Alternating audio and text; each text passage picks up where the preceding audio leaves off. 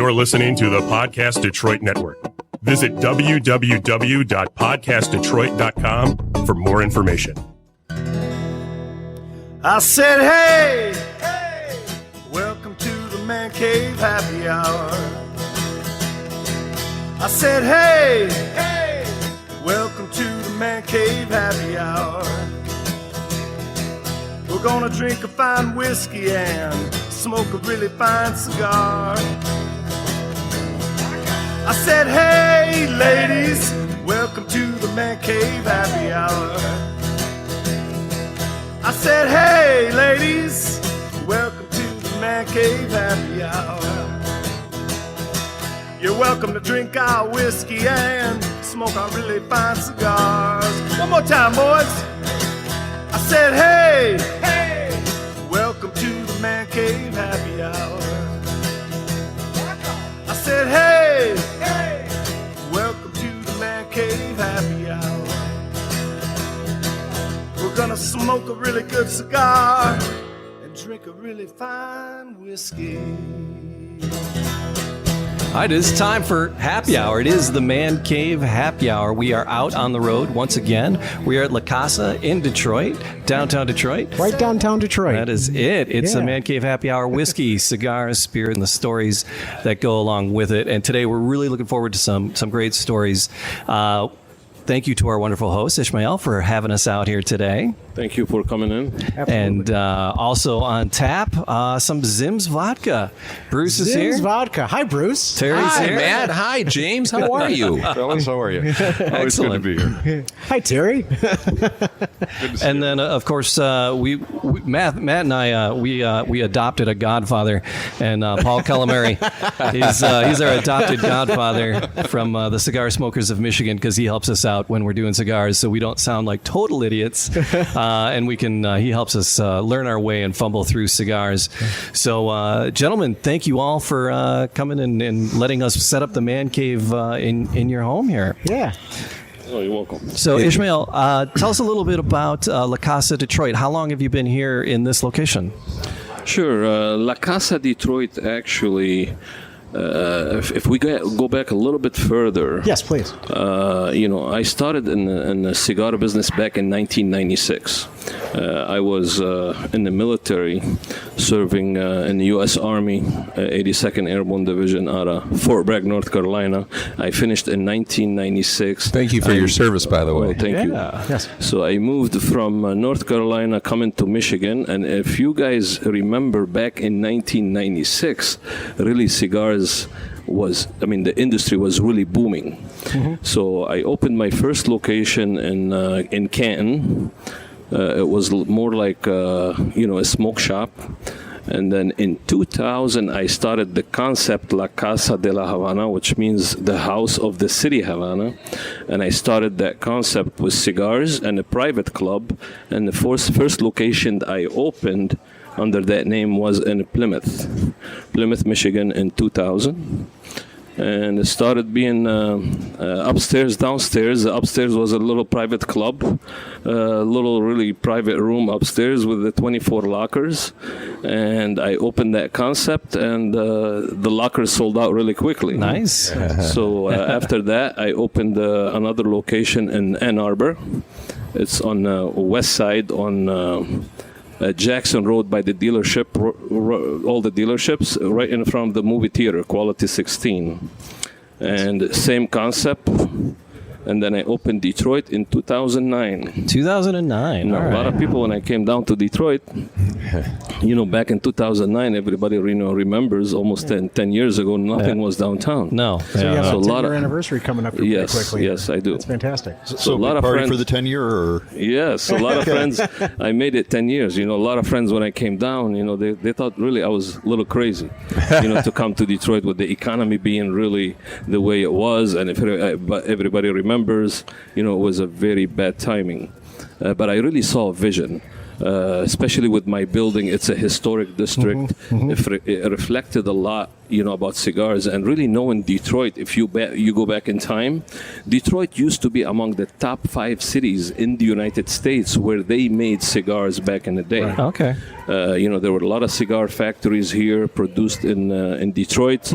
all the immigrants, the ladies, that came, from Poland or whatever, overseas, they worked in the cigar industry. That was before, Ford, was here and all the car industry came. And after that, after the car industry came in and they invented the cigarette machine, so, they start losing to the business of the cigar business. So then they went to the car industry. So I opened in 2009, same concept, and it's been doing extremely well. And after 2009, I opened in Las Vegas, my third location. I'd like to learn a little bit more about what prompted you to move out to the concept to Vegas and what that process kind of looked like. We have. I belong to the IPCPR, which is the International Premium, cigar retailers, convention. I belong to the association. Sure. And we have our yearly convention in different cities, but it happened a lot to be in Las Vegas a lot.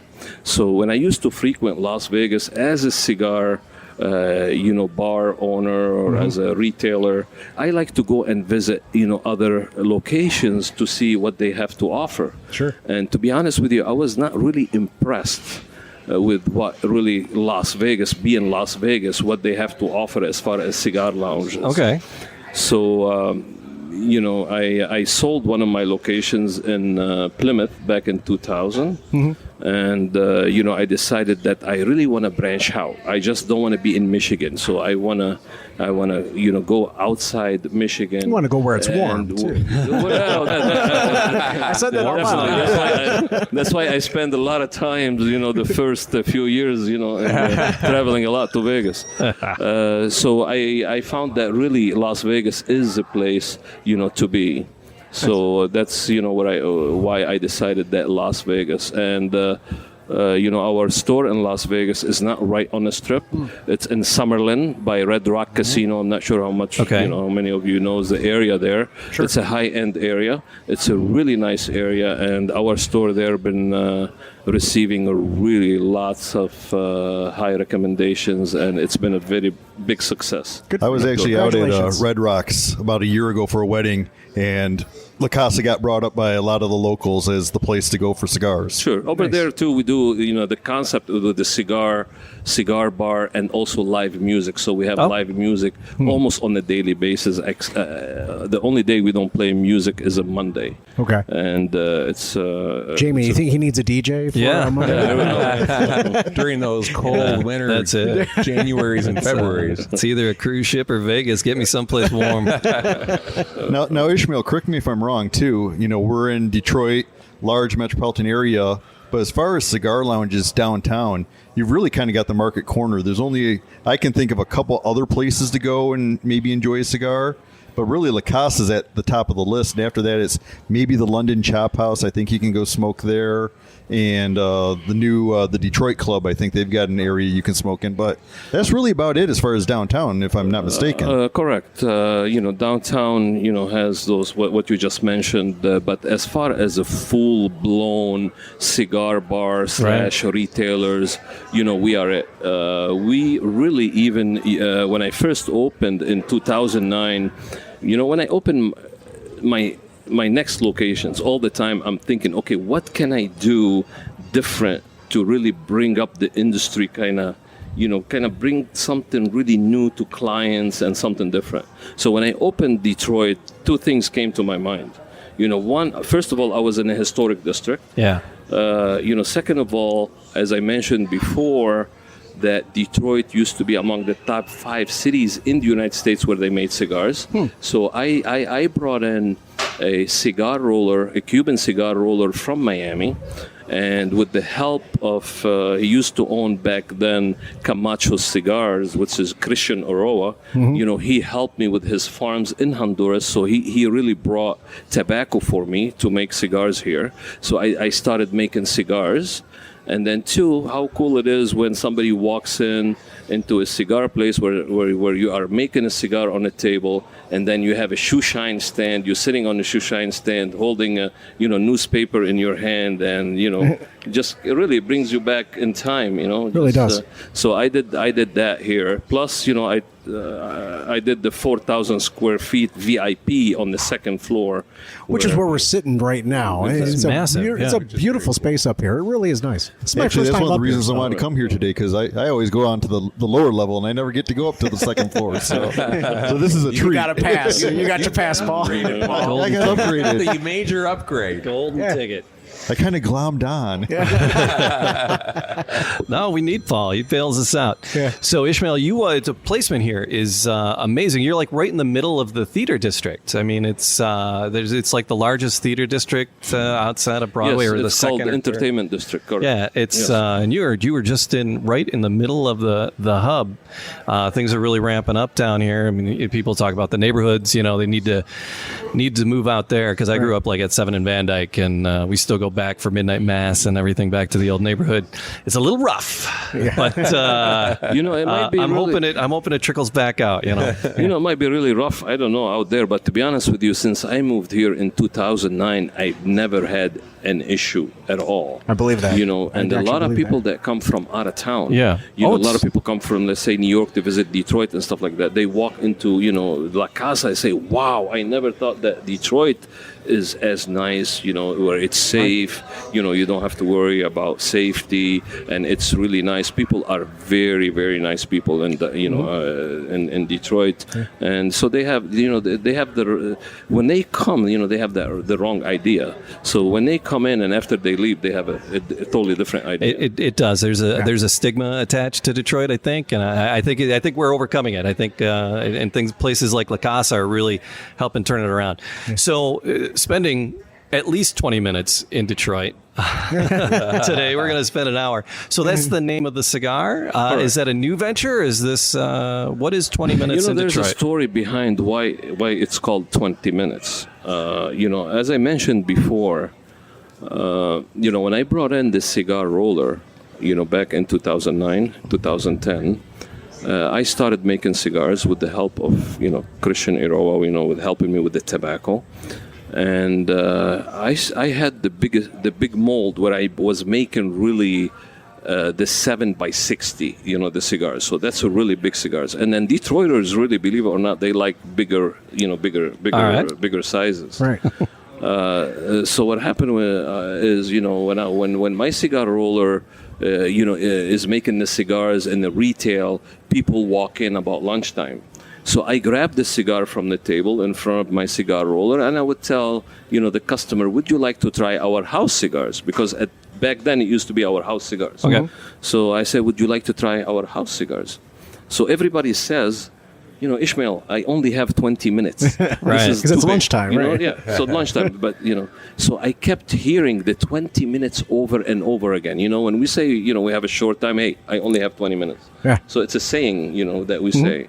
So I kept hearing that. So over a month period, I went back to my cigar roller, because people are not buying that 7x60. So I went back to my cigar roller, who spoke, little English. I said, listen, that cigar is too big. So in the mold, it's a 60 mold, it's a 60 ring gauge, the mold. Mm-hmm. So make the tobacco to be half the size, which is like almost, about 4 inches, 4 1/4. Make it, don't fill it with tobacco all the way out, and then give me the cigar. He said, okay. So he made it, he gave it to me, which is right now 4.5 by 60 ring gauge. So it's a short cigar. So he gave it to me, he said, there we go. I looked at it, and then he said, what you going to call it? I said, it's a good question. I wonder. I'm going to call it 20 minutes. Even that cigar smokes more than 20 minutes. Sure. So, I'm going to call it 20 minutes.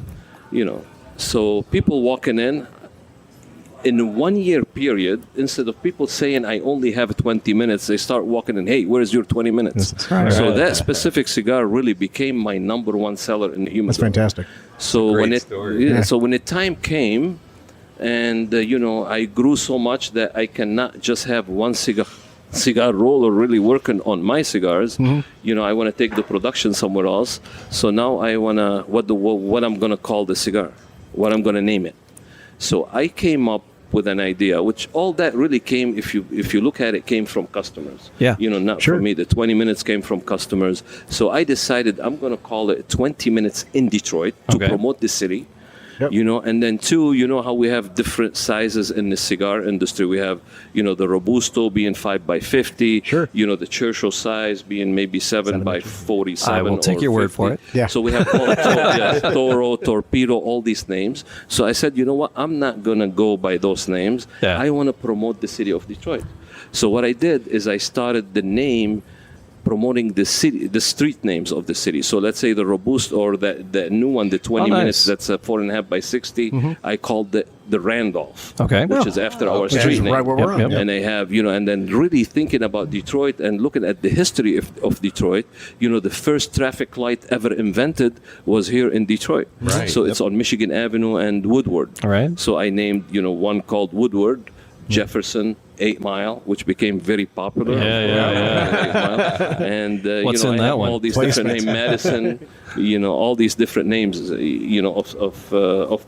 different sizes of the street names. That's great. So they became very popular. Well, that's how you suckered me in on getting one. I, working downtown, and I work right off of Campus Martius, and I came in here and I saw a Cadillac Square one day, and I'm like, oh, what the hell? I got to try that, just for the name alone. Yes, and they do have Campus Martius, by the way, too. Yeah, I've seen that one. I think it's a little bit bigger, though. Yeah, it is. A little outside of my range of having time. Yes, it is a bigger engage.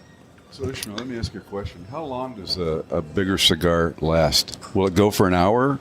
40 minutes? It can go really more. No, it goes more than an hour. If you get really, those big ring gauges, you can go for more than an hour. Really? Okay. Depends how fast you puff on it, of course, and all that. But really, if normal smoking, it will go more than an hour. Okay. Yeah, the attention span of a human being is, short as it is. So we call it a 20-minute in Detroit. Right. You're kind of playing to their attention span at the same time. Right. You get them for 20 minutes, but it's going to take a little bit longer to get through that. So you get a customer for a little bit longer as well. Yeah, so now really I noticed something different. You see, you always have to, adapt and then listen to your customers. So now customers are saying, hey, where are the Detroit 20s? So, 20 minutes in Detroit to the Detroit 20s. So the shorter, So where are people going to find the 20 minutes in Detroit Cigars? Is it strictly in your 3 locations? Not really. I have them throughout other locations. I know Bellicoso Cafe, have those, in Wine Dot. I carry them in Las Vegas. I carry them in Toledo. And there was a reason why I really didn't go out with them all the way out, because the FDA came out with the new regulations about a year and a half ago, 2 years ago.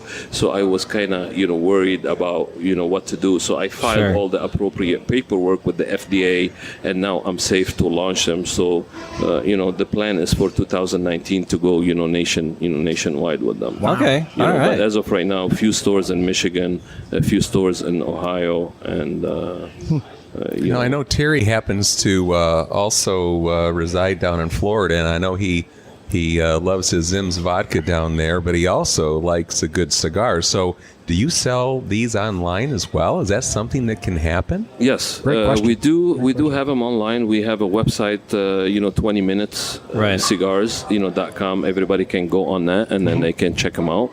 And we have different sizes, and even we just not too long ago, which is a very popular now, we decided to come out with the sweet, tasty cigar, and then we do it different from everybody else. A lot of people infuse their cigars to make them sweet, or give them the flavors. Correct. Yeah. So we don't do that. What we do is we took our production.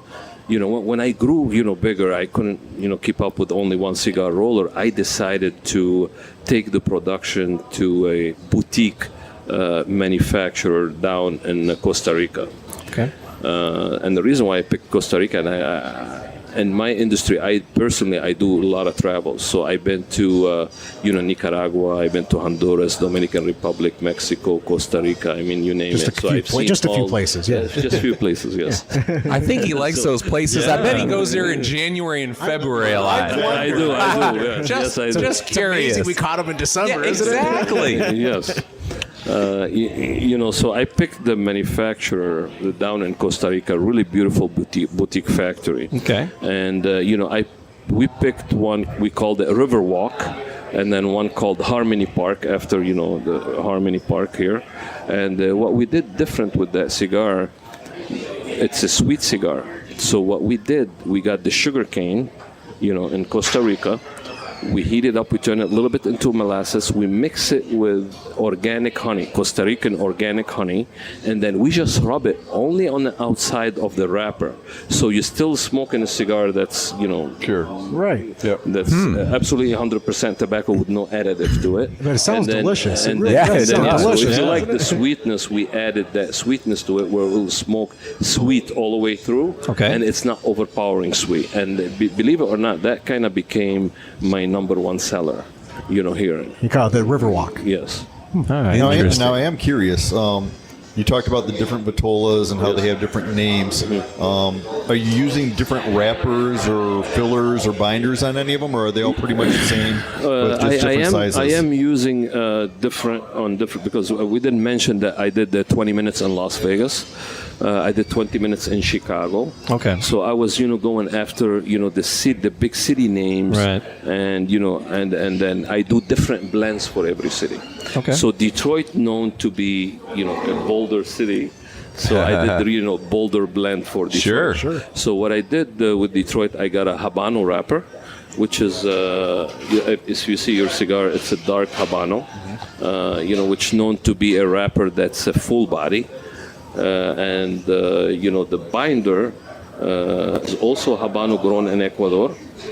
And then the filler, we picked Nicaragua, where it gives you sweetness on the palate. We also picked Dominican, filler, where it gives you the earthiness. And then we also picked one leaf where not too many people really hear about that. It's a Peruvian. It's from Peru. A lot of people wonder about Peruvian tobacco. Peruvian tobacco, really, that's where they discovered tobacco originally. Okay. With the Incas, in Peru. Really? Yes. And then Peruvian tobacco is closer in taste to Cuban tobacco than any other tobacco. And it's a very unique tobacco. So we put one in the filler, Peruvian tobacco. So that's how we came out with the blend for Detroit. So It's a very savory cigar. it is. Yeah. Paul, have you heard of the Peruvian I tobaccos have not. before? I'm very unfamiliar with the Peruvian tobacco. That's new. so- That's very. That's, very new that's, information. we've done it a few times. There's only and- one specific place Okay. in Peru where they grow it. It's Okay. called Tarapoto, Peru. And then, it's a hard place to get to. But that's the only spot that I know they grow tobacco. Yeah, and, And that's that's where the the thing with tobacco tobacco. come from, Most of the the places filler. where it grows real well is just a pain in the butt to get to. It is. Yeah, sounds like a couple of bus rides and then another bus ride that you're not quite sure of. Get on the mule, climb up the mountain. Right. So Ishmael, how hands-on are you when you're going and picking these different tobaccos and the leaves that are going to go in for the filler, the wrapper? Are you down and making these choices, or do you have people that you work with and trust? When it comes to the blends, I do it myself. So I go down to the factory. I don't go down to the tobacco fields in Ecuador or whatever, because the factory where I manufacture, basically they own land in Nicaragua, they own land in Ecuador. Okay. So I kind of, very much have my hands on the tobacco itself, Right. except the Peruvian tobacco that, we buy strictly from Peru. Wow. To the factory. So, we go down there, we put the blends together, and then, with the master blenders and all that, so we start making the blends, we start tasting them, say, okay, you know what, take out, let's say, for example, in Nicaragua in there, I don't want it to be, a seco, maybe put a lejero, which is a stronger part, of the tobacco, which is the upper leaf of the plant, which is a stronger leaf, darker, slower burner, a lot more taste to it. So that's how we play with the blends. Oh, To get the right blend. I love that. I love that a lot. That's just, I'm just fascinated by the process and the fact that you get to go down there and get your hands on it. You're handpicking the tobacco that you want to use when you're there. Is that correct? Yes. So you're handpicking the filler itself. Yes, we handpick the filler, ourselves. We say, okay, that's the type of filler, we need, for the blend that I think. And then a lot of times, believe it or not, I might make 4 or 5 different blends. Sure. So I bring them here to Detroit, and I sit with a panel of my clientele that I know they have a good palate, and then we sit down and then we start testing them. What do you think? And everybody starts taking notes about the cigar. Right. This is what it is. This is what I think, and So How do I get on that panel? Yeah, really. That's he's got Where's that. my- the next one you'll be involved. The Godfather's I got want an that. application. Yeah. Now you mentioned the Peruvian tobacco, right? That the Peruvians actually created tobacco itself. They were the first creators of tobacco. Is that what I heard you say earlier? Yes. So, and that's what history, that history? says. So- Yeah. And there's a controversy about that. Some people know it's not, but really, if you read history, a lot of people agree. Okay. Yeah. So, in that same connotation, Poland was the created vodka. Yeah. Well, it's funny because listening to you articulate the process that you've gone through to get where we are today at Yeah. this podcast, it reminds me of when Terry first started doing all the research. It's not even close. I mean, Poland is without question the motherland of vodka. Oh, yeah. And, literally, Poland and Russia have gone to war over vodka. But that's how Terry started this business, is he said, look, I want to go where it first started. And, really, I'll let him tell the story because it's a remarkable story. But there's a lot of parallels to what you're going through. The same thing with the potatoes, et cetera, et cetera. Right. Well, I'm thinking about a 59 cigar Yeah, to go with our vodka. Yeah, I like that. This is a great story. Oh, Ishmael. definitely. Great story. Cigars and really liquor and vodka and others, really, they have a lot of things in common. They really do. Ingredients. It's another thing. With cigars, we call it the blends. With the liquor, you call it ingredients. Aging. How much your vodka is aged. Same thing with tobacco. Tobacco, to really ferment the right way and to be able to smoke it properly, you need at least 2 years aging on the tobacco. So hand in hand, they go with the liquor. Yeah. And in addition to that, cigars are really classy. And it's a way or a form of relaxation, and the same thing with the liquor. Well, it's funny you should say that because I think it parallels when Terry first started this business. He wanted to start it as a lifestyle and as a brand, and that's what cigars are like. It's a 100% lifestyle. Yep. That's it. And he wanted to create a luxury brand, and I think he's not only hit it, but he's killing it. Yeah. Right out of the park. That's what I was going to say, Terry. Tell me about your childhood. I want to know the story. So this is like a second venture for you. This is It really is. I did not serve in the serve the country, but prior to this, You're serving the country now. one drink at a time, absolutely, and we want to keep that going. But prior to this, I had been in the marketing research business. So I owned a company for about 20 years, and I used to sell to IBM and Microsoft, AT&T, all the big OEMs. And I sold that company back in 2000, and I was 40 years old. So I'm retired at 40. What am I going to do? I'm going to smoke cigars. I'm going to play golf. I'm going to buy some real estate. I'm going to invest. And, but it got hard. My golf game got really well. Oh, right. But all my buddies were still working, so it was hard to get a game during the day. You should have called me, man. yeah. So I would be out playing with guys that were in their 80s, but they could only play 9 holes. Yeah. So I'd play with 2 guys, 9 holes on each side. And then one day my wife said to me, she goes, listen, why don't you get out of the house and get a real job? And one of the customers asked me tonight, he goes, how'd you get in this business? I said, well, I used to read the Wall Street Journal all the time. And I'd see that ad that said Grey Goose was the best tasting vodka. Yeah. And so I was a Kettle One guy. Okay. All right, before I got in the business. And so I went out and I tried Grey Goose. And palates, everybody has different palates. I really didn't enjoy the taste. Sure. And so I went to a second place and tried it. And I still had the same result. So what I did was I started to research where Grey Goose came from and found out, I thought with the geese it was coming from Canada. I'm a Canadian by heart. Yeah. Well, I find out it's made in France. So I had offices all over the world. I called my guys in Paris, and I said, hey, what kind of vodka do you guys drink over in Paris? And they said, Russian standard. Yeah. And I said, well, why aren't you guys drinking Grey Goose or Ciroc, which is made in France? And they said, American garbage. This is what they said. And I never, listen, it's a very competitive business wherein everybody has their space. Right. And I said, well, maybe I can make a better tasting vodka. And I called up Bruce one day and I said, hey, listen, is your passport current? And it was. He goes, yeah. I said, well, tell your wife we're going to go to Poland next week. And so we jumped on a plane and we went over and kind of toured the country.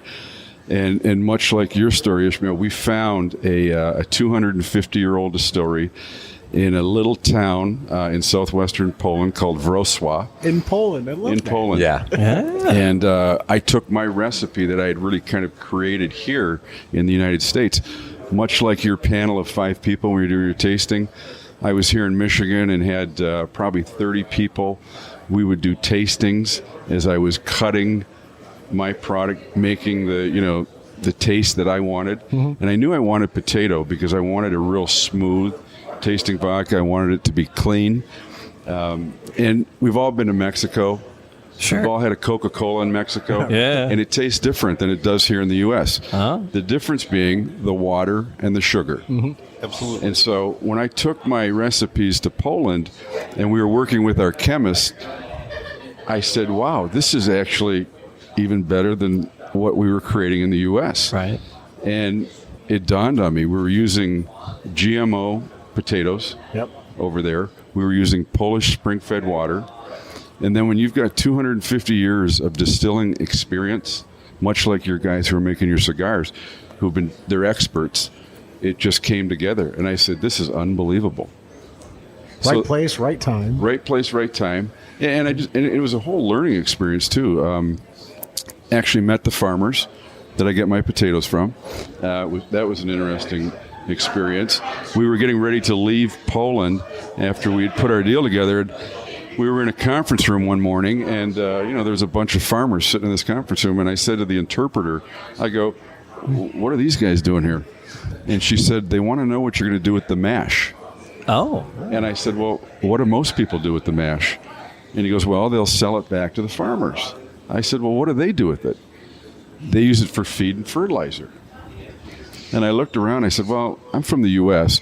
I'm not bringing it back to the U.S. with me. I said, why don't you tell these guys that we'll give them the mash for free as long as I get the best yield every year of the potato crop. And she explained that to him, and it was like the movie, 8 Grumpy Men.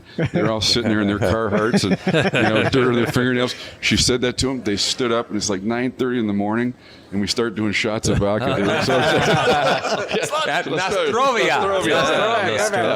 So if we'd had a cigar, we'd enjoyed a cigar too. But that's how. And then I just knew it felt right, and it was the right thing to do. And I just didn't want to be another American vodka. Sure. Ishmael talked about the cigar with the flavor, and people have said to us all the time, "Why don't you do flavored vodka?" I said, "If you want flavored vodka from ZIMS, put an orange or lemon or wedge, lime wedge in it. Yeah. But we're not going to get into the flavored stuff, And what he does, and what we talk about with ours, we're a pure product. You want to enjoy a good tobacco, or you want to enjoy a good vodka, then we think you'll enjoy ours." And that's really what we've stuck to. Terry's, his whole thing was, and it really is true regardless of what business you're in, and that is you don't do things right some of the time. You do things right all the time. Yeah. And that's his mantra. And so henceforth, ZIMS was born, and that in itself is a good story because he was attempting to find he and I were banging our heads and trying to find out, what are we going to call this? And I don't know how many names we went through, but So where does the name derive from? Yeah. So the short version is the first name I wanted was going to go with was a name, and I'll tell you, it was called Lulu's Vodka. Lulus Vodka, Lulu's. And I was naming it after my youngest daughter. It was kind of her nickname. Yeah. So I filed the paperwork. I sent it out, and dealing with the FDA and the TTB and everybody else. We applied the application. They sent us my attorney called me on a Monday morning. I'll never forget this, at 9:30, and he said, "Hey, I just got a call from the Copyright Patent Office. They've approved your name, Lulu's Vodka." I go, "Great." I'm ready to hit the button to produce thousands of bottles. Lulu's, yeah. And then he calls me back at 10:30 and he goes, "Hey, hold the presses. I just got a FedEx envelope in from a company in California representing a wine company in France. And it was called Lulu Bee Wine. And they were challenging our name. And I said, come on. I mean, we're not even going to be on the same part of the shelf. They're wine, we're vodka." And the office said, "Don't worry, you'll probably win if you challenge it, but it's going to take 6 months." And I said, "I don't have 6 months. I've been waiting long enough. The paperwork and everything they put you through." So we sat down, and I'm racking my brain and trying, Ishmael's vodka, taken. Bruce's vodka, taken. T.O.'s vodka, my initials. Too close to Tito, right? Taken. So one night I said, well, what's the Polish word for potato? And it's Zimniak. Okay. So much like Stolenicia, which everyone calls, give me a Stoli. I said, what about ZIMS? We'll shorten Zimniak to ZIMS. And I ran it past about 30 bartenders that I had around the country and said, what do you think of this name? And to a person, they loved it. They go, ZIMS Martini, ZIMS Tonic. It just really flowed.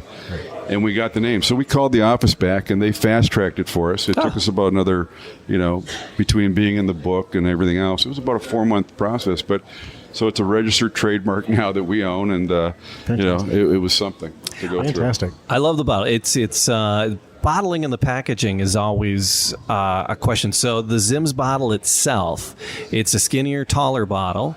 Is there a reason behind the shape and size of it? Yes, Did you tee that up? There is. Good grief. We'll pay you later. That was an excellent question. It's a great question. And while you tell me, I'm going to pour some. So You should. So, vodka comes in a couple different sizes, typically the 750 or the 1 liter. Mm-hmm. And when I was out looking at all the bars and restaurants, I'd walk into these places and I'd see all these bottles, and I'd go, most of them were 1 liter bottles. Well, we were going to come out with a 750 on some recommendations from people that I knew in the industry, and I wanted to make sure that my bottle would be as tall, if not taller, than most of the others on the shelf. Sure. Just to try and differentiate. Stand out. Right, stand out. So that's the reason. These bottles actually come from Germany. So we buy them in Germany. Okay. It's a very, it's an expensive bottle, but I want to spend more time on the juice rather than the bottle, but I wanted a nice bottle. Okay. I sent them to Poland, and that's where we decorate them. So these are all painted.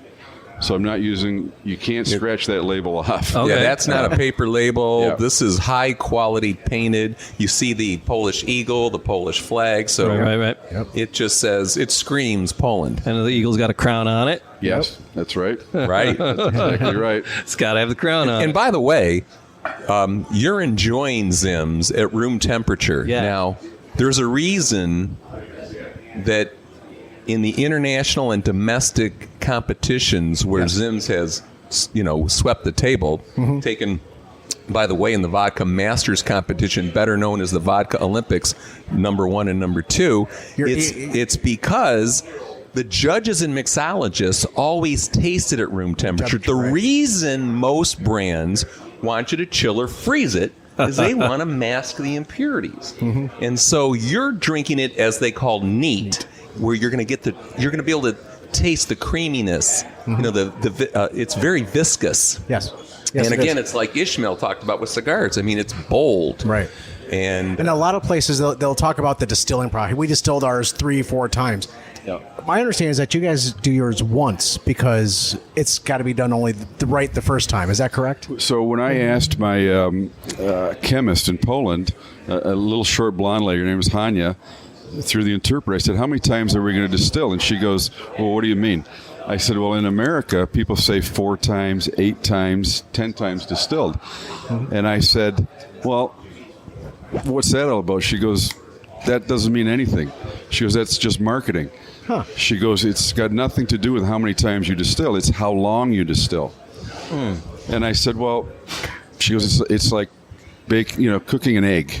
You can undercook or you can overcook. I said, well, then let's try this. I said, I want you to undercook it for me. We tasted it, and it was terrible. overcook it. And so part of my recipes for both products have a time element that's with them, and we hit it just right on both of them. And believe it or not, it takes a little bit longer to actually cook the ZIMS 59, which is the lower proof, Right.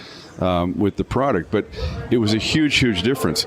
The other thing that we do that most people, will cut corners on in this business, I use 8 pounds of potato in every fifth. Yeah. 8 pounds. And that gives it, I tried 4 pounds, I tried 6, I tried 10.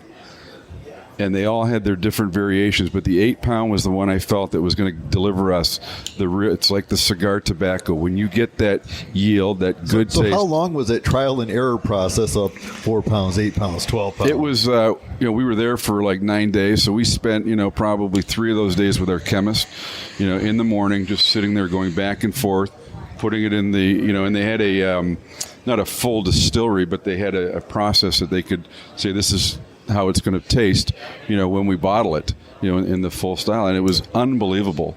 And we tasted some other really great vodkas over in Poland that will never get to the United States. They were made for, local towns. Like the town of Plymouth would have their own vodka just for their community. But when we did this one, it was like, I said, I knew it was right. And I said, the bottle looks cool, but I want to make sure that my juice can never be challenged. I'll blow anybody away when we do a blind taste test with our juice. Just, I'd go on the Oprah show right now and blind taste test against anybody with our product. My wife is particular, let's say. Not necessarily in her choice of husbands, but when it comes to her cocktails, she is extraordinarily particular. Okay. And there's a few Detroit distilleries out there, and I love micro. I love the micro brews. I hate the beers. Yeah. I love the places, and like La Casa, we're here. I love this place. I love the vibe. I love the vintage buildings, and like I love those micro distilleries. But the juice is just, she's like, she won't go. She's just rubbing alcohol. And then I was telling her about the ZIMS, and I'm like, oh, honey, we're going to do this thing with ZIMS. She's like, ah. Yeah, no, listen, trust me, we heard that from day one. I mean, I told Bruce when the first 2 containers came over from Poland, they arrived in November of 2012, so I thought I'd be ready for Christmas. Well, by the time Customs and the FDA, let them release them, we didn't get them till January. So I missed the holiday season. So it's January 6th, and I called up Bruce. I said, hey, I got some good news and bad news. He goes, what's the good news? I said, the vodka's been released. The bad news is we don't have any customers. So we hit the pavement January 7th and started selling our product. But Colleen, my wife, she gave it a try because I had brought a bottle home and it was on the counter, and she was like, get that out of here. And I'm like, all right, whatever, it's staying. And I came home the other day, and she's like, hey, I tried that ZIMS out. She goes, it's not that half bad. Yeah. Well, she goes, you can bring more of that home. That'd be okay. And I'm like, because we're both half Irish, half Polish, Okay.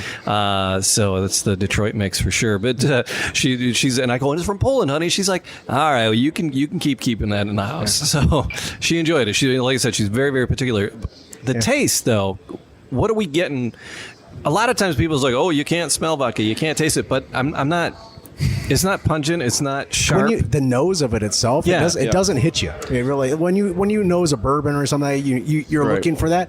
With the ZIMS, when you nose it, it's there. I get a slight sweetness. Yeah. So what you're getting in Poland, the country itself, there are 3 areas of the country that make vodka. Chopin comes from Warsaw, which is in the northeast corner, up close to the Russian border. A very short season. It's like the UP of Michigan. Okay. All right. Krakow would be more like Chicago or Detroit. A little longer season, but still not big. Where we make ours would be like in Naples, Florida. We have about an 8-month growing season. Oh, wow. So our potato stays in the ground longer, and when it comes out, it's got more starch. And not to bore you with details, but most potatoes, even the ones here in the United States, have about a 12% starch content. Okay. We have a 24% starch content. All right. And so that's where you get some of the sweetness.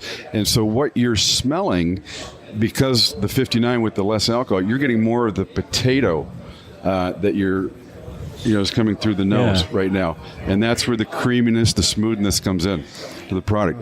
The 81, which has traditionally 25% more alcohol, you'll still smell some of the potato, but now you're getting more of the alcohol, the water, in the mix. Jamie, you poured the 50. We did the 59. Yeah. Okay.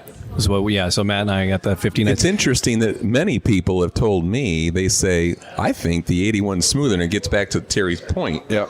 And it's just, a little bit of the same potatoes, same distillery, same Polish spring water. Right. But it's cut with more Polish spring water, and the distillation process is the same. So. And everybody's palate's different. So, you really pick your own battle is what it comes down to. You do, because by definition, vodka is supposed to be odorless, colorless, and tasteless.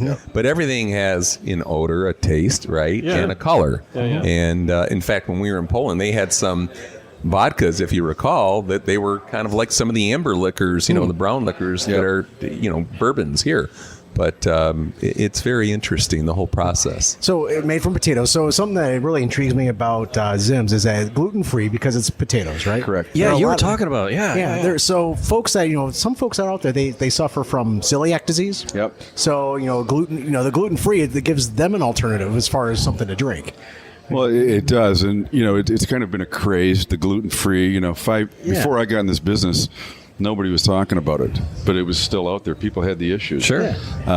We got in the business, and then all of a sudden, some of the big producers started saying we're gluten-free. Well, we were naturally gluten-free, but you don't see anything on our bottle about it. Nope.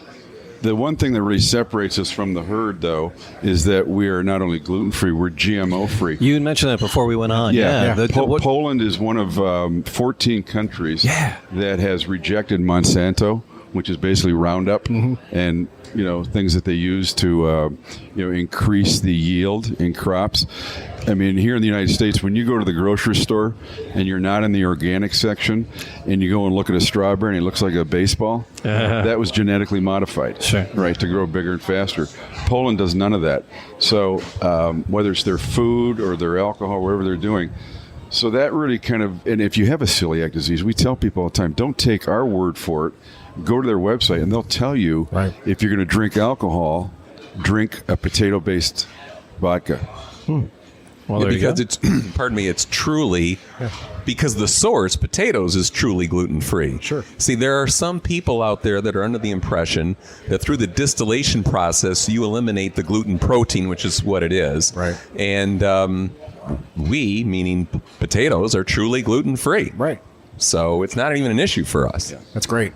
Now, the other thing that's important to know is most people did, and I didn't know this till I got in the business, but less than 3% of the vodkas in the world are made with potato.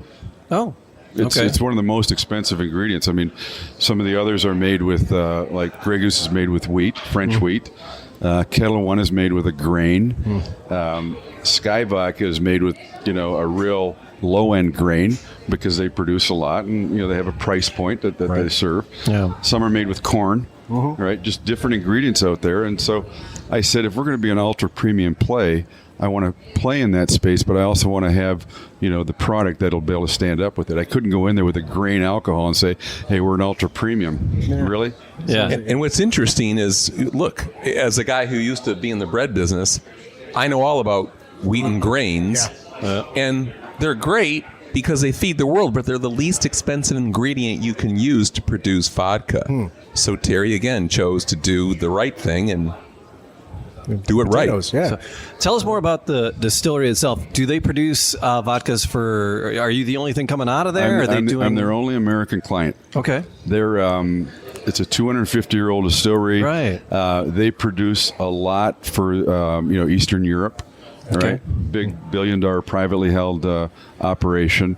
And I was amazed. We walked in, and the building looked like the walls here. It was just brick buildings, old brick buildings out in the middle of nowhere. Yeah. And we walked inside, and we had to put on the white smocks, the shoes, the hats, everything glasses, inside. The process, they've obviously kept current and upgraded, but the process was just amazing to watch this go on. One of the most exciting things to watch was when they put on our label or our bottle. Right. It's the last thing that happened in the process. And there's a lady who sits at the end And because we have the, I call it the Crown Royal label that goes over the top. Sure, yeah. Right? Yeah. She pulls the bottle off, and they put those on by hand. Sure. And then she puts it back on the conveyor, and then they put the plastic over top of it. And if you hadn't been there, hadn't seen it, you'd say, no way. But I actually looked at this and I went, wow. Because it reminds me of Laverne and Shirley. I don't know why. Puts her glove on it, waves them on. It was absolutely amazing. So, just looking at that whole process, and then, and great people to deal with. Just absolutely great people, great country, and we've never looked back. So where is ZIMS available? Where can people find it, get it, acquire it? Yeah, so we launched here in Michigan because I live here in Michigan. Yeah. Today we're in probably 1,500 locations here in the state. We're in Pennsylvania. We've just launched in California, New York. Congratulations. But we ship all over the world now. Okay. We have a retailer who has a license, and we're shipping to London. I ship a lot to California, a lot to Texas, Colorado. The only place we're not shipping it to right now is Canada. And even though I'm a Canadian by birth, the Canadians are a pain in the ass to do business with sometimes. It's like Ismail's story. You start with something, an idea, a concept, and you listen to your customers and you talk to them all the time. Very, very important. Yeah. So. And we've got some remarkable clients like La Casa. We're very proud to say that he stocks and serves us, but virtually all winners of Restaurant of the Year, including places like Baco, Joe Muir's, right? Right. If you're familiar with Bistro 82 in Royal Oak, great place. And all of Bill Roberts' restaurants. So we're in the right places. Again, Terry wanted to create a luxury brand. And, part of being a luxury brand is that it's a superb experience. Like when you go to the Four Seasons, right? And you can't wait to go home and tell your family and friends what a remarkable experience you had. It's also non-essential. It's like you don't need a Rolex to tell time. You can do without it, but you prefer not to. or like an American Express Black Card, right? You cannot apply for an American Express Black Card that says your credit's limitless. Right. You're only invited. Yeah. So Ismail, I want a little bit more about La Casa. What kind of services do you provide here? Say I come in and I'm a vodka guy, and I want to do vodka. Because I've been in here a handful of times, not a ton, but a handful of times, and your staff is wonderful. A lot of ladies on your staff, but they're very knowledgeable from what I've found in my experience, and they were really good at guiding us for a cigar. But do they do pairings? Do they tell you, hey, try this with this, or? Yes, actually. We do pairings here at La Casa with the different type of liquor. We just had one with the Scotch. Now just listening, to ZIMS vodka and listening, to let's say the ZIM 81 and the ZIM 59. Or 59. Yep. Both of them. So we really have, basically pairing goes hand in hand. It's like salt and pepper. Yeah. So if somebody wants to come in and let's say what goes well with the 59. Yeah. So knowing the 59 is a creamy, is a milder, vodka. Yeah. My staff would know. What would you suggest to go? Pair, definitely. So to go I with? pair, as I described earlier, that the 20-minute, in Detroit, the regular line is more a robust line. I would not recommend that with the 59, with the ZIMS 59, because it's going to overpower, the ZIM 59. So I definitely recommend that with the ZIM 81, because the ZIM 81 is more robust. Okay. It's a fuller bodied. Right. I definitely will pair the 20-minute in Detroit regular line with the ZIM 81. Now, if somebody's smoking a 59, I would still recommend, there's one blend that we just released. November 9th was our launch, was a limited edition cigar for Detroit. It's a beautiful box, beautiful packaging, and I've been working on that for over a couple of years now. The blend is 5-year-old aged tobacco. We decided to put in the wrapper being a Connecticut wrapper. It's Connecticut seed that's grown in Ecuador, where it's known to be a creamy. I see Matt laughing at me over there because Paul's nodding and it's getting all excited. Yeah. This is actually the second time that I've been on their podcast, and ironically, it's been ZIMS Vodka both times. So I feel like I'm being typecast here. And the first time that they invited me, I had no clue what we were pairing until the last minute. And he goes, "Oh, by the way, it's going to be vodka." And I went, "Oh, thanks." Like the hardest thing to try to pair a cigar with, in my opinion. And we paired it with a Roma Craft and Temperance, thinking it would be a lighter-bodied cigar to go with the vodka.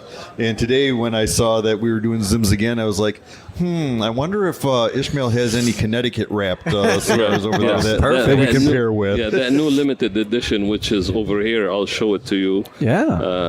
The box. So it has a Connecticut wrapper that's grown or a Connecticut seed that's grown in Ecuador. Wow. Why they decided Ecuador? Ecuador is known for its 31 active volcanoes. All the ashes that settles on the ground. It's a great fertilizer. So they came out with the seed. They brought the seed from Connecticut, planted in Ecuador, and then it was a creamier taste. Okay. Than the regular. Connecticut wrapper that's grown in Connecticut, the U.S. Connecticut. So what we did with that, we got that wrapper. It was aged for 5 years, and then the binder is a binder called HVA, which stands for Havana Vuelta Abajo, which actually is a region in Pinar del Rio, Cuba, where really they plant the best tobacco in the world. Really is planted in that specific region. So we got the seed from there. We planted in Ecuador. We came out with more on a medium taste. And then that's how we came up with that specific binder. And then with the filler, we did the filler that's aged longer for 5 years too, with the sweet note on the Nicaragua. Also with the Dominican that gives you the earthiness, and also with the Peruvian filler. Sure. Now, when it came to really the Dominican, we did not put a Ligero in there that it really gives you it's a stronger taste. Yeah. We picked the Seco, which comes the second under the Ligero, which is not as a really full body. So the taste came out to be, more mild to medium. So that specific cigar will pair perfectly with the 59. Okay. So I would definitely recommend that with the 59. All right. And it's not going to overpower, the taste of the 59. So it's going to pair extremely well with it. So our staff is really knowledgeable about that, because we do a lot of pairing here at La Casa, and they're very knowledgeable. I want to dig a little deeper. I don't know if you'll know this or not, but so you got the Connecticut seed and you plant it where? In Ecuador. So in Ecuador. All right. So these plants grow, and then you have that plant. Can you replant those seeds, or do you need new Connecticut seed to reproduce that? Actually, it's funny you said that, because there's a couple things.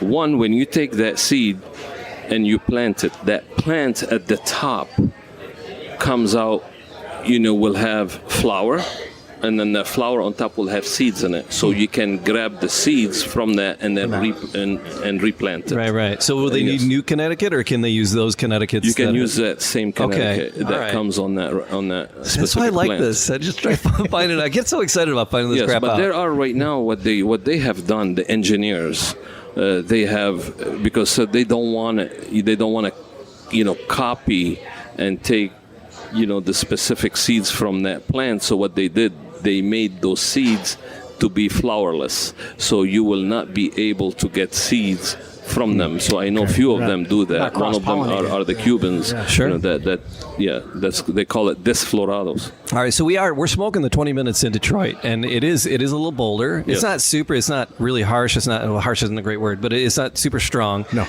It's not overpowering, but there's some taste there. There's a bit going on. What would you pair with your 20 minutes in Detroit? What if you just here? Let me tell you what. Do a 20 minutes in cigar and this. What would you suggest?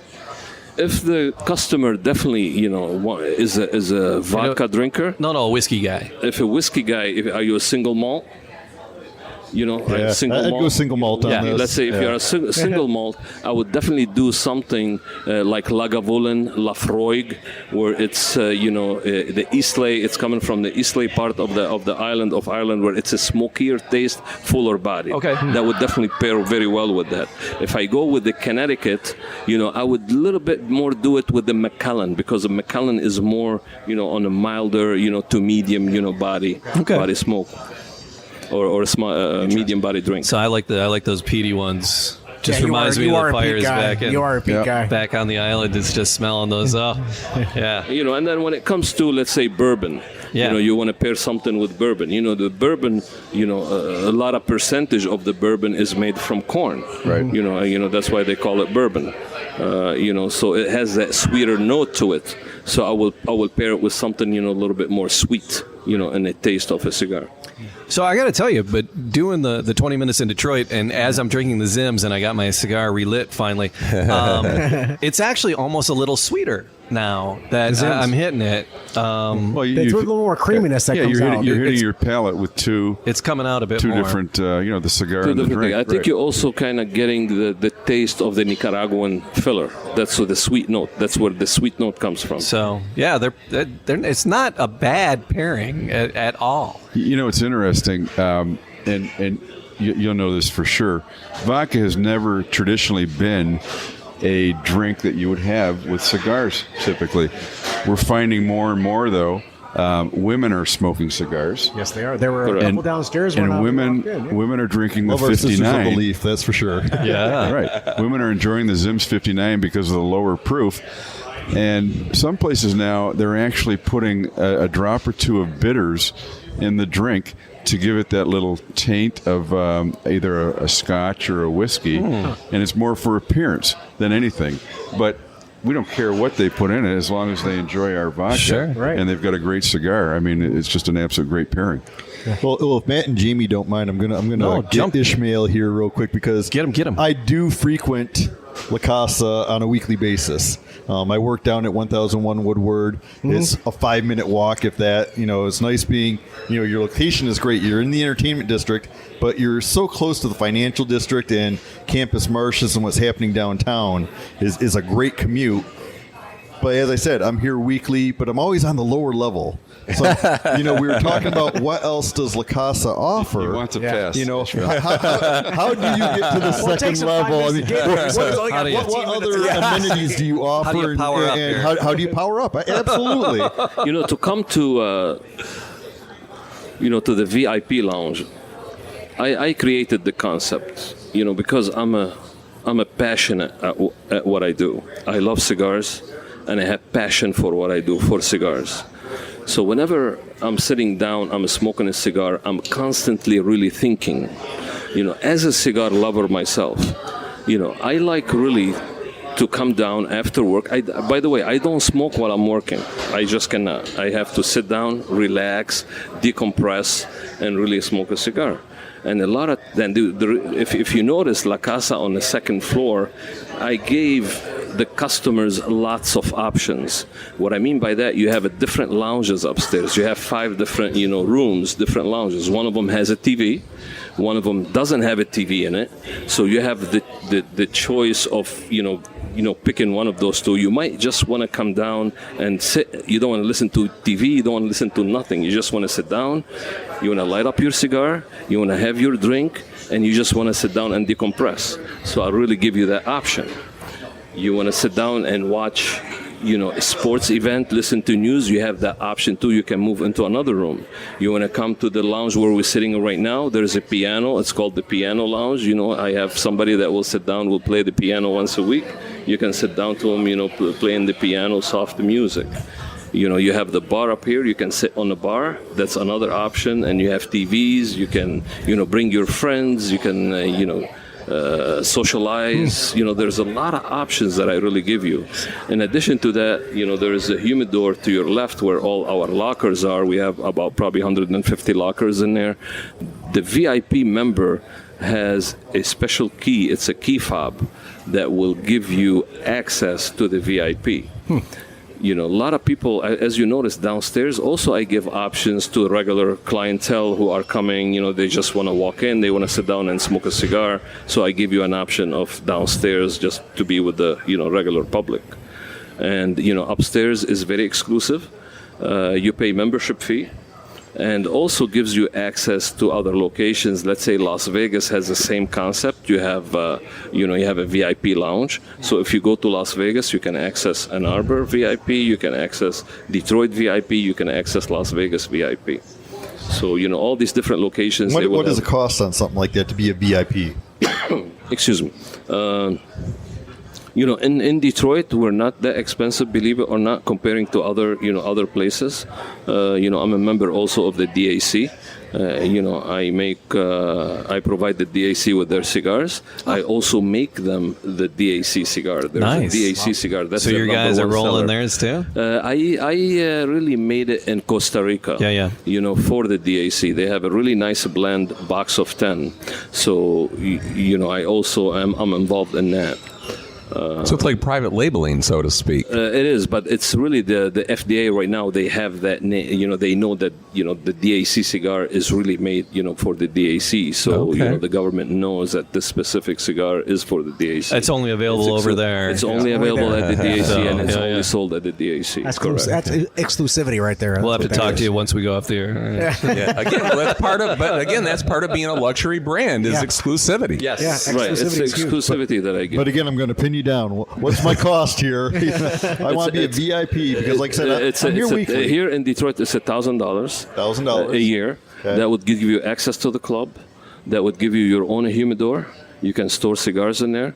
That gives you the option also to bring friends up here. Let's say you want to throw a birthday party. We will not charge you for that. You just have to let us know in advance that that's what you want. Nice. So you can reserve a spot. That's not bad. And the capacity here is about 150, on the second floor. Sure. So, we'll give you that option too as a VIP. And you don't have to perks of the VIP?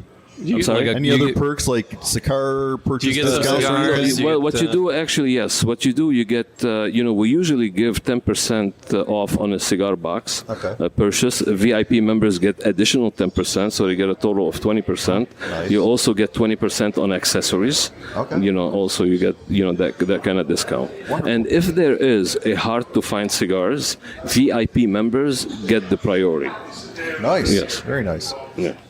Yeah, like I said, I'm here pretty much once a week. Usually on a Friday, I'll come down at lunch. All right, time to do. You're the accountant boy. Time to do some math and figure it out. It's nice because I can come down here, about $85 noon. a month. The girls will come over and unlock the door, and you do it. I mean, even on the lower level, they've got the comfy chairs. Oh, yeah. You kind of sit back. You get that cigar vibe. I like looking out. They've got a big glass window out the front. You can just people watch if you want. Oh, for sure. Yeah. As you notice, our seating is very comfortable. Yes. You can really sit in them. I keep wanting to sit back, but I gotta keep. We gotta sit forward. Yeah. So you can sit in them and relax for a very, very long time. And these specific couches, believe it or not, they're all exclusively made for La Casa. They have a La Casa name on the side of them, and we tested them for a long time, and they're throughout all our lounges actually. Great, and it's great clientele. I mean, like I said, I'd run into people downstairs and. As you guys mentioned, I'm with Cigar Smokers of Michigan. We're a Facebook group.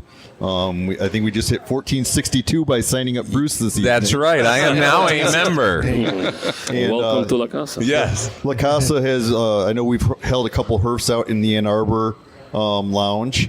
And, like I said, just the clientele downstairs is great. I've been downstairs and I've done some video reviews from the lounge downstairs. Right. And I've had people go, what are you doing over there? Because I got my laptop set up and I'm doing a video, and I get done. They're like, what were you smoking? Because that sounded really good. And I'm like, well, just go over to the next door to the retail area, and they've got. If you haven't been in their humidor, it's huge. If I have one complaint, I want to give some constructive criticism, and feel free to throw me out if it offends you. But it's such a great humidor.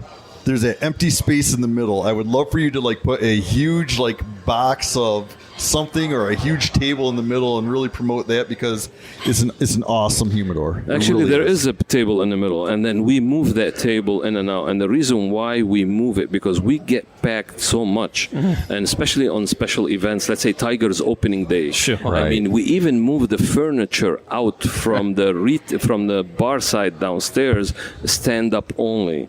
And then, that's why, we move those things out because it gets so packed you just cannot move. Yes. Yeah, I brought some newbies here a couple weeks ago, and they're like, Paul was like a kid in a candy shop when he was in the humidor. And we went over to the lounge afterwards. Like, oh my God, I didn't know this place would get that packed. I'm like, it's a great place though. Yeah. So Ismail, you said this is a historical building. Do you know any of the history of the building itself? What it was? Well, the history was built. I'm sorry. The building was built in 1925. Okay. And the history behind it, I know back in the day, even, a lot of customers come in here. They tell me, you know what, we used to come and take our pictures here for high school. Oh, okay. So it used to be a studio on right. the second level, where they took a lot of pictures for high school here. And you're still educating people. And Bassett used to be here too. Yeah, exactly. Oh, so I love the city. So, it's yes. because I work at the pop station 96.3 and we're in the Fisher building, and back in the day, like my dad and my grandfather and all my aunts worked in the Fisher building. My grandfather did, he worked for the city of Detroit, and he actually, he was a mason. He would they would lay in the curbs and then pour the concrete, and he would chip out the limestone. He would chip out the driveways, right? And then after that, all the sidewalks and streets were done. He was like filling potholes. He was like, "Oh, screw that noise." So, I don't know. I think he could have a lot of success today with all the potholes. He's got plenty of work today, but he was like, following a truck around. So he ended up doing maintenance at the Fisher building, and he got all his kids jobs at the Recess Club, which was an exclusive club in the Fisher building. And one of my aunts, who is a nun now, and she's, I think, 93, living back at the Mother House back in Adrian, Michigan. But she was one of the cigar girls. And the other girl was an elevator operator. Another one was coat check. And my dad was like a busboy before he got drafted for Korea. Believe it or not, there's a really big women that are cigar smokers. You'll be shocked. I mean, I'll guarantee you now, you walk downstairs, you're going to see a lot of cigars, ladies smoking cigars. Even in Vegas, one time I was sitting down smoking a cigar, relaxing, and I looked at my bar and I would say, wow, I counted, they were all women sitting on the bar. There was no men really smoking cigars at the bar, except all women smoking, cigars. So really women, nowadays are, big also on cigar smoking. Yeah. I haven't done a count of our membership. I might have to have one of the admins look, but I know we've got quite a few Sisters of the Leaf in our group as well. Sisters of the Leaf. I like that. We love, promoting it to the women because, like you said, there are you see a lot of spouses, they'll get together, husband and wife, getting together, going to a cigar lounge and, enjoying a cigar and a drink. And unfortunately, I can't do it with my wife because she's highly allergic to the smoke. And, she's like a bulldog and yells at me, "Hey, take your shirt off before you come in the house." But, That's just she wants to see that physique, man. She wants to see what's going on. That's what I'm going to tell myself. Just checking for charity again. That's it. That's like my wife with my hockey equipment. Leave it in the garage. That's it. All right, Bruce, we held Ismail's feet to the fire. We're going to hold you guys' feet to the fire. So it's a premium boutique vodka.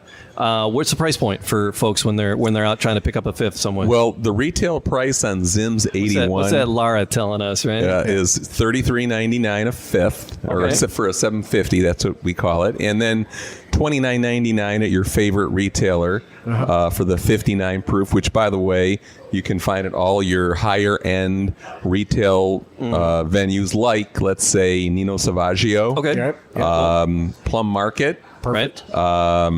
Of course, Myers. Yep. Sure. Yeah. Yep. Love the fact that Myers is really starting to branch out. It is amazing. Yeah, I think that Charlie told us that last time we got together with him, the ZIMS brand ambassador. Yes, and we have many of those. We've got Charlie. And then we've got some other worldwide ambassadors, like arguably the most eligible bachelor in the world, Nick Giorgio. Chris DeLabio is a North American ambassador. So we've got a lot of feet on the street, if you will, telling the ZIMS story, which it's a good story, as you just heard. Oh, yeah, it's a great story. Well, what's interesting about pricing is that there's a state minimum. Sure, yeah. And that's what most retailers charge. But in places like Grand Rapids, I've been over there, I've walked into a retailer, and he's charging $38.99 or $36.99 for the 59. Now, we don't get any of that upside, but he charges it because he can get it. Right. And so, we feel good about that the retailer can, because they're fixed in terms of their percentage that they make, right? But if they can make a few extra bucks, and we tell them all the time, when you have something that's unique and different, and you have connoisseurs of vodka, why wouldn't they want to upgrade? Sure. Well, again, I'm a bit more of a whiskey and a bourbon guy, generally speaking, and 39 isn't that like a sticker shock. It's like, ooh, it's on sale if you find a bourbon down at that. It's either gonna explode in your face. When we came into the market, everybody told us that you can't be higher priced than Grey Goose, and I said, BS. I said, if I'm higher priced than Grey Goose, people are going to notice that. Yeah. All right. And if it doesn't sell, we'll have a lot of vodka and we'll have a lot of parties. Well, it's worth taking notice of. Anything else you want to add? I know. I'd like to share something that's really near and dear to Terry's heart and that of myself. Yeah, sure. And that's that even though it's produced in Poland, we're a Michigan-based company, and that's important because Terry's big on giving back to the community. I mean, we're very big into supporting local community events and charities. For example, the Wounded Warrior Project. Oh, I love that. Terry and I love children's charities. He supports the Make-A-Wish Foundation. We all love dogs. He supports the Detroit Dog Rescue Group. And I could go on and on. Sure. But it's important, and that's part, again, of Terry creating this brand, is that we're trying to create a brand where we give back. Sure. And that's just really important to us. Well, if you guys want to give back, where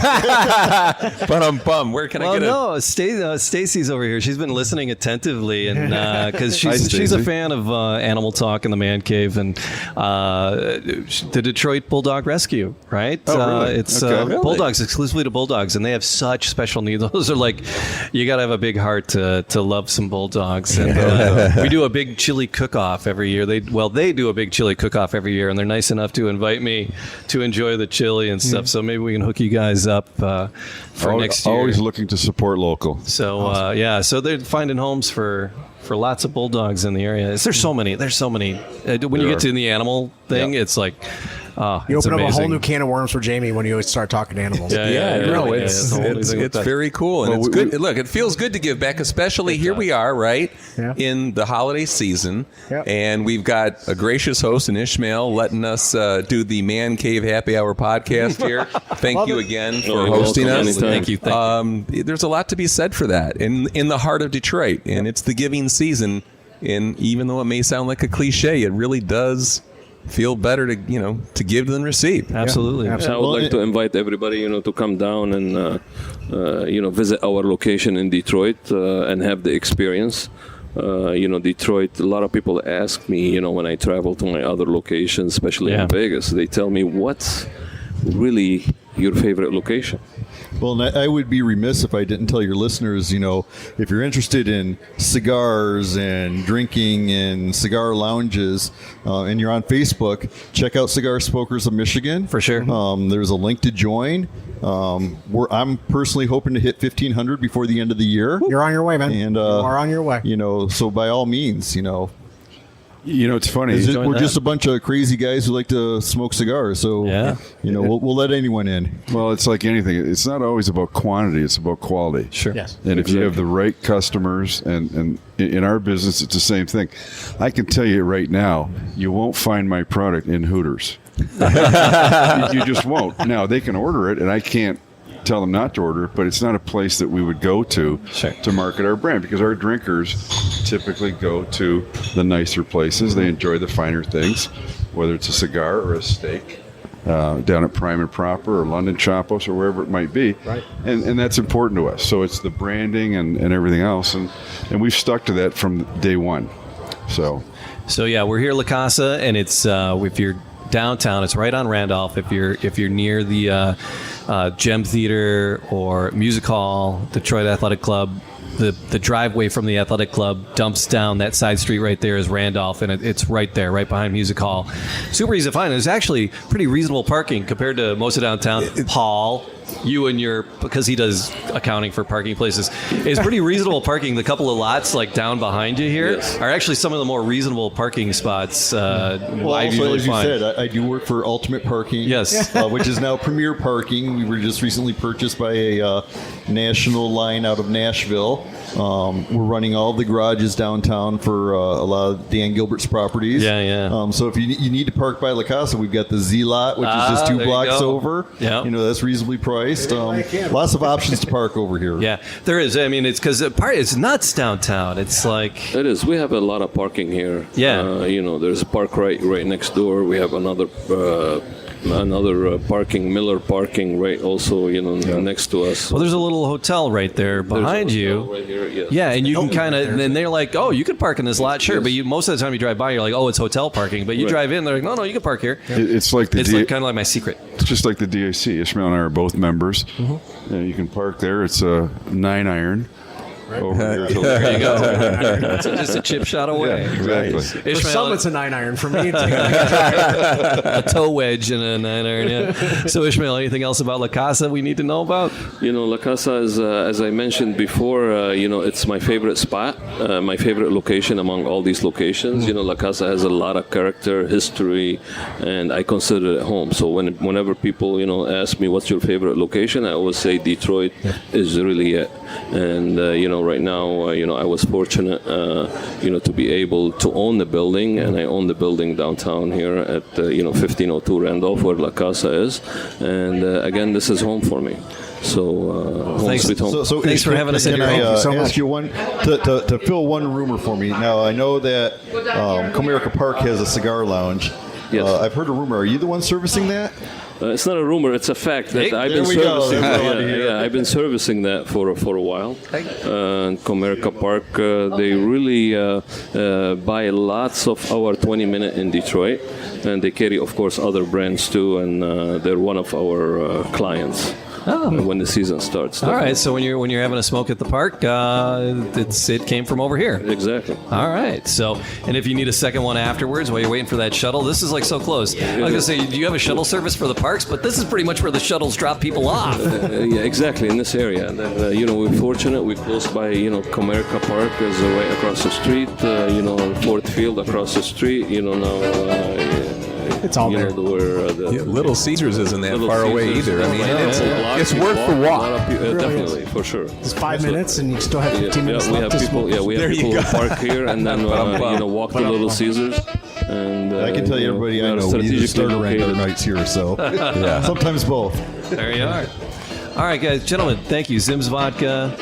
Is there a website for ZIMS? ZIMSvodka.com. Easy peasy. There you guys are on Facebook? Yeah, we are on Facebook. What's that? Yeah, absolutely, and we encourage you to visit us. You'll see all the cool local charities and community events we support, and fun stuff like this. Absolutely. Sure, and you can visit us on lacasacigars.com for our locations, and then for the cigar brand, 20 minutes in Detroit. So, 20 minutes cigars. Also, it's online. Find you can check Vegas? it out. You find us in Vegas too. I'm like so excited to go to Vegas. I so want to check out the Vegas location. I got a suggestion. Yeah. Let's do a Man Cave Happy Hour podcast in Vegas. That'll be great. Why not? Yeah. Oh, I love it. Yes. I love it. Everyone, who isn't invited, right? Everybody. All right, there you go. That'll do it, man. Matt, you got anything else? No, Jamie, do you? Nope. Yeah, I'm happy. Gentlemen, thank you so much. Thank you. Where do we drop the mic? Thank you. Thanks. Thank you. Cheers, gentlemen. Cheers.